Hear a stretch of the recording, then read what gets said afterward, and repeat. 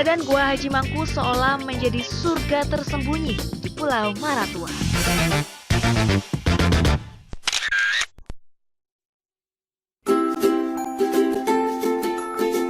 Untuk menuju ke Kepulauan Rawan, saya harus menempuh perjalanan udara. Perjalanan udara saya tempuh dari Jakarta menuju Balikpapan, dilanjutkan perjalanan menggunakan pesawat jenis ATR untuk tiba di Tanjung Redep, Kabupaten Berau, Kalimantan Timur.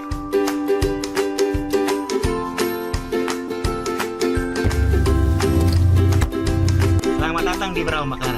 Nah, akhirnya kita sampai setelah perjalanan yang cukup panjang tadi dari Jakarta ke Balikpapan, dari Balikpapan dan kita saat ini udah nyampe di Berau. Untuk tiba di Kepulauan Rawan, perjalanan pun masih cukup panjang.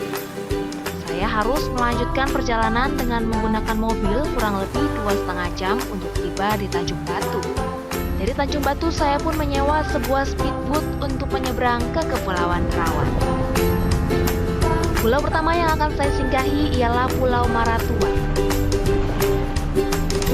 Dalam perjalanan saat hampir tiba di Maratua, saya disapa sekelompok mamalia yang ramah. Biasanya lumba-lumba muncul ke permukaan di pagi hari saat arus gelombang tidak terlalu tinggi. Saya pun sangat beruntung. Lumba-lumba ini seolah menyambut kedatangan saya di Pulau Maratua. Setelah menempuh perjalanan menggunakan speedboat selama kurang lebih 1 jam, tibalah saya di Pulau Maratua. Dalam kunjungan saya ke Pulau Maratua, saya memilih menginap di Maratua Paradise Resort. Penginapan ini dibangun menggunakan bahan dasar kayu. Sebagian unitnya dibangun di atas air. Heran Maratua Paradise Resort disebut-sebut sebagai Maldives-nya Indonesia. Sayangnya saya tidak bisa merasakan sensasi tinggal di water villa karena sedang penuh. Tak masalah, akhirnya saya menempati sebuah villa di tepi pantai atau beach villa.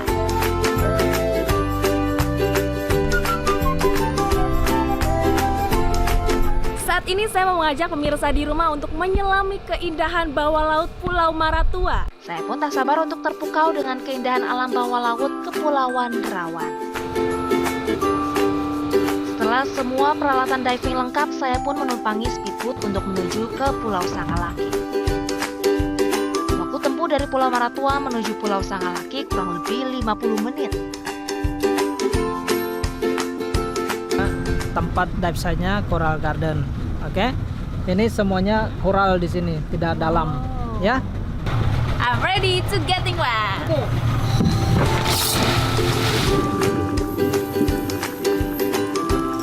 Banyaknya terumbu karang menjadikan Coral Garden sebagai tempat kesenangan bagi ikan-ikan kecil.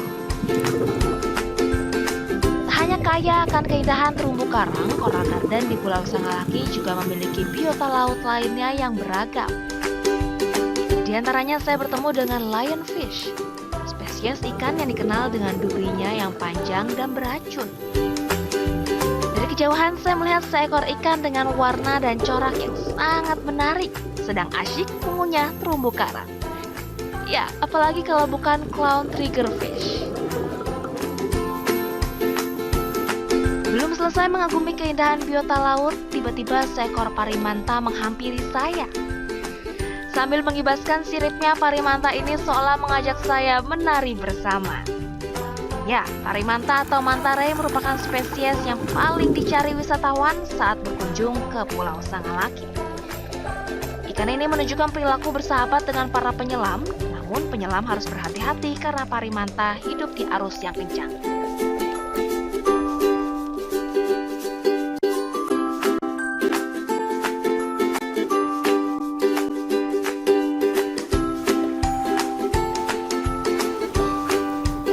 Usai diving, perut saya pun terasa sangat lapar. Barbecue di tepi pantai merupakan ide terbaik untuk menikmati santap malam di pulau. Ready for dinner. Saat saya menginap di Maratua Paradise Resort, memang tempat ini sedang ramai-ramainya dikunjungi wisatawan. Di antaranya rombongan turis dari Italia dan Tiongkok. Nah, saat ini sudah bersama saya Bapak Samsul Bahari sebagai Direktur PT Maratua Paradise. salah satu yang paling menarik di Maratua Paradise Resort ini kan water villanya. Jadi yang paling populer sekarang ini adalah water villa. Karena menurut pengamat kita bahwa water villa ini bisa menarik lebih banyak pelancong dibanding beach chalet.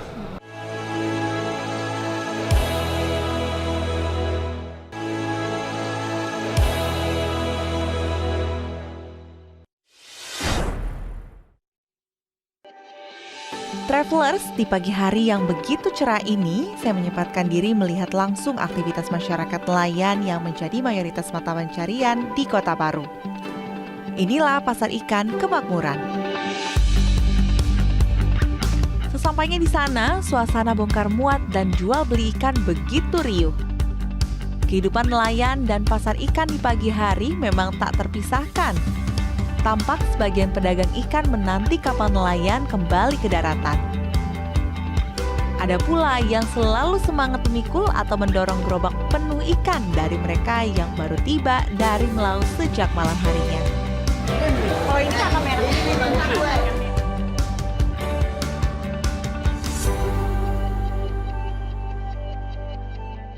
Tak hanya nelayan, daerah pesisir juga merupakan surga bagi para penderes nira yang menggantungkan hidupnya dari gula aren.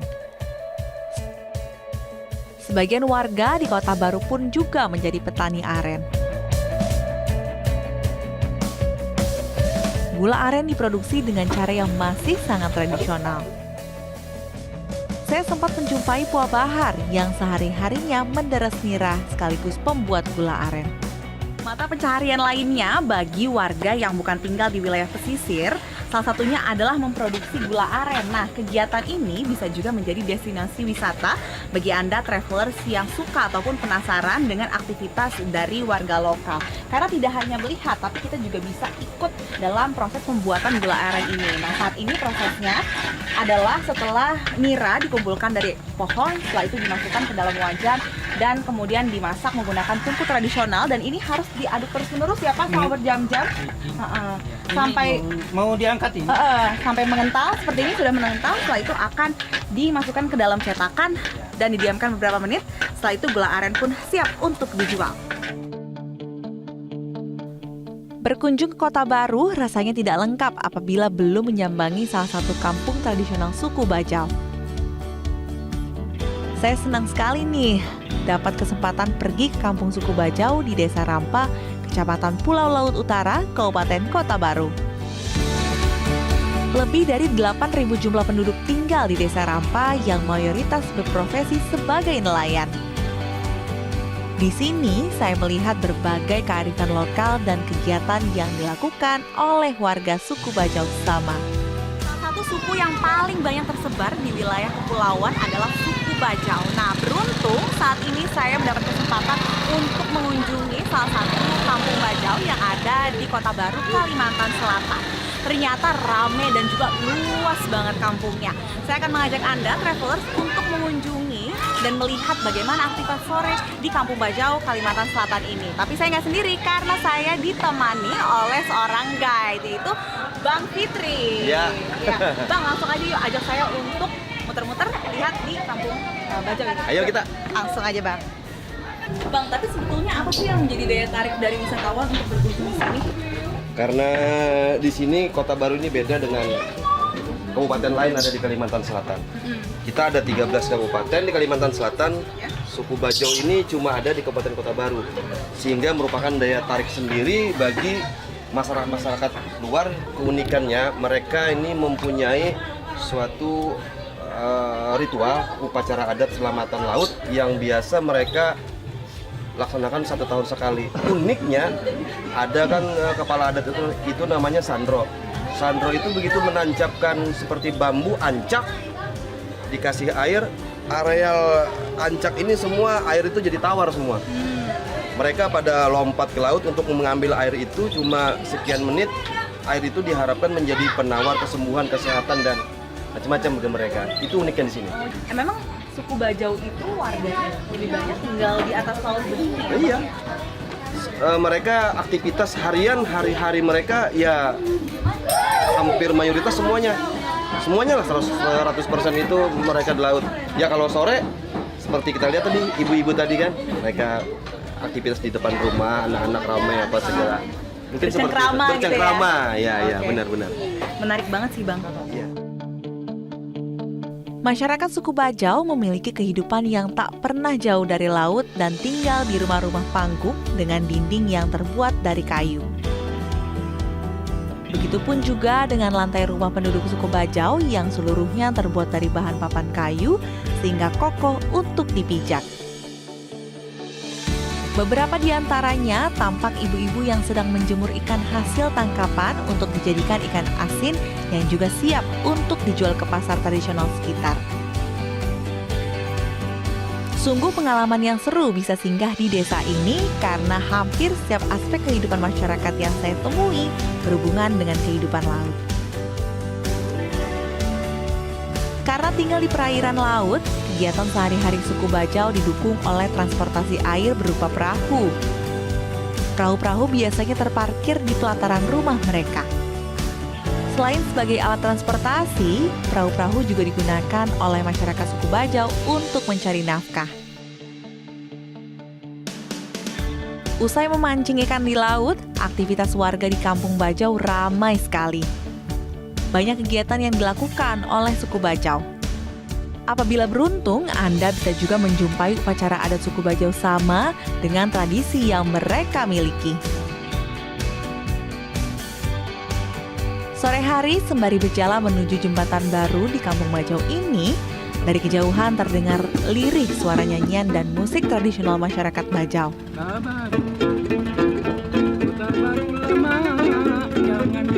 Kesenian suku Bajau merupakan bagian dari warisan yang menjadi salah satu perhatian. Seperti misalnya musik alahai yang merupakan musik tradisional suku Bajau sama di desa Rampa ini. Senandung alahai yang dipopulerkan oleh Muhtar Wangi menggunakan alat pusing panting ini biasanya dinyanyikan untuk menemani saat mencari ikan. Inilah yang menjadi suatu hiburan bagi setiap tamu yang berkunjung.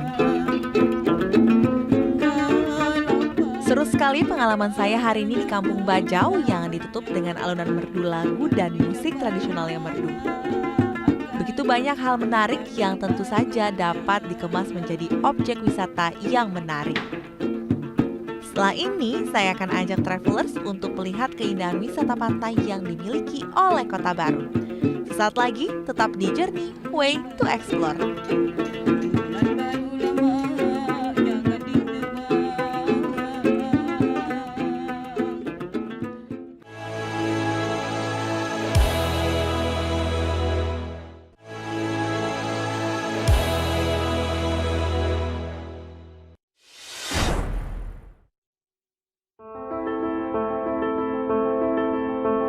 Satu hewan yang terbesit di kepala saya ketika mendengar kata Kalimantan Tengah, yes, orang utan.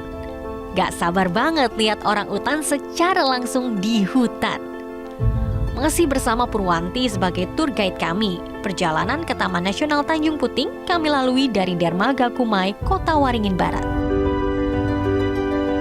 Perjalanan menuju ke sana akan menjadi perjalanan yang tak terlupakan, karena kami akan bermalam di kapal Klotok Wisata.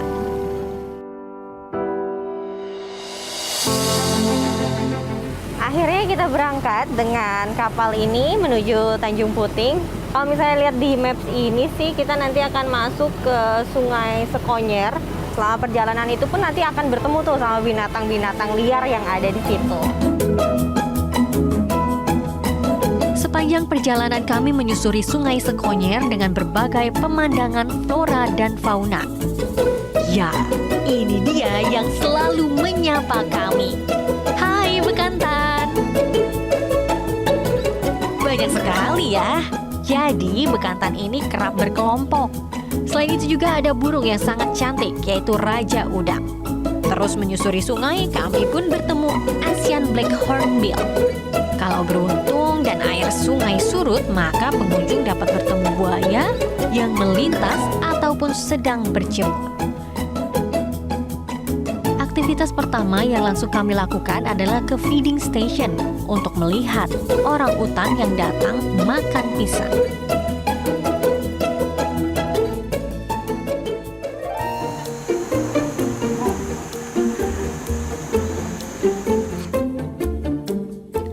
Selama berjalan, kami sangat-sangat beruntung dapat bertemu orang utan bernama Rika.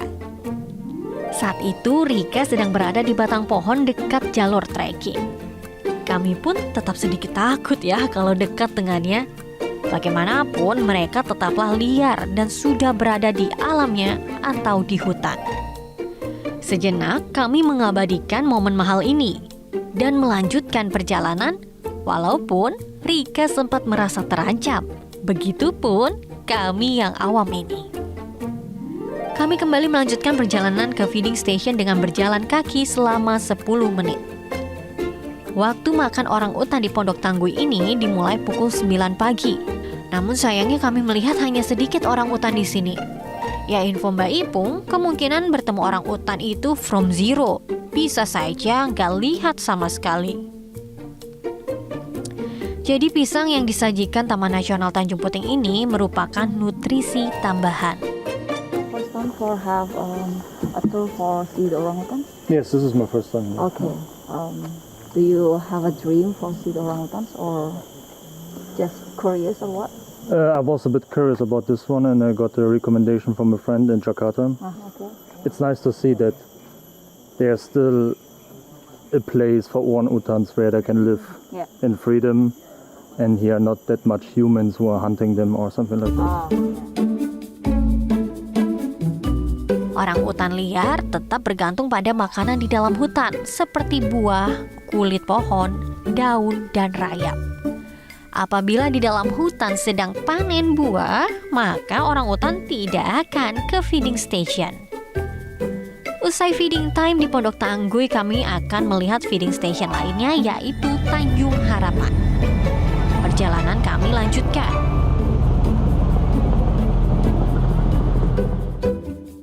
Kapal ini terbuka, terdapat meja makan untuk menyantap makanan mulai sarapan hingga makan malam. Dalam perjalanan kami pun akan menyantap makan siang dengan beragam menu yang pastinya akan memanjakan perut yang sudah mulai lapar.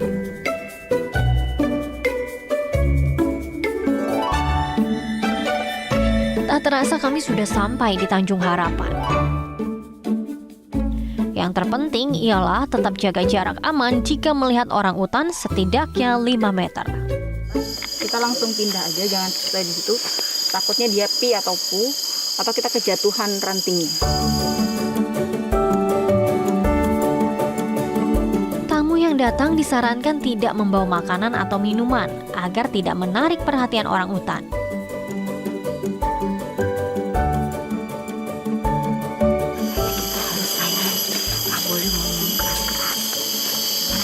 Ribut, mereka pergi. Kan mengganggu. Keberuntungan kembali menyertai kami. Ternyata di Tanjung Harapan ini banyak sekali orang utan yang datang ke feeding station.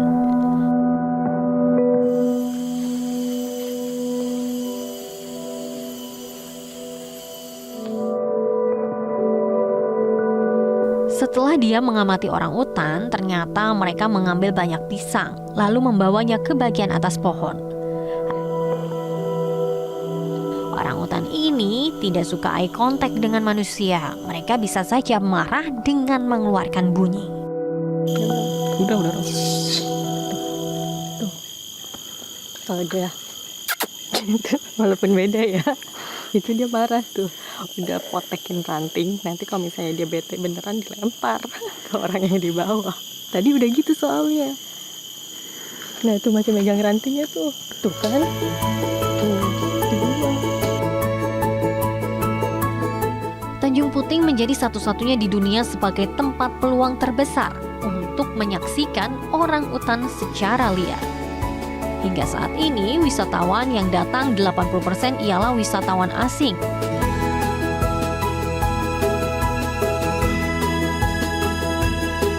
Walaupun masa pandemi seperti saat ini, Mbak Ipung ternyata juga merasakan manfaat jaringan internet yang baik dengan platform digital untuk kembali menggiatkan potensi wisata yang ada di Kalimantan Tengah. Salah satunya dengan mengasah kemampuan berbahasa Inggrisnya secara online bersama tutor dari Jakarta berkat bantuan pemerintah yang memberikan pelatihan bahasa Inggris secara gratis bagi para pelaku pariwisata di daerah. Kebetulan tahun kemarin itu aku ada diberi informasi dari pemerintah, ada kursus gratis itu di Ayo Belajar selama 4 bulan. Untuk belajar apa saja di situ, Mbak? Waktu itu bahasa Inggris. Karena memang di sini 80% mancanegara ya. Betul Itu seperti apa? Apakah dari cara berkomunikasi, cara menjelaskan, apa kita yang dipelajari? Kalau untuk yang di Ayo Belajar sendiri, terutama sih skill bahasa Inggrisnya yang perlu ditingkatkan ya. Jadi mengenal banyak vocabulary, terus bagaimana cara berkomunikasi secara tepat dengan bahasa Inggris.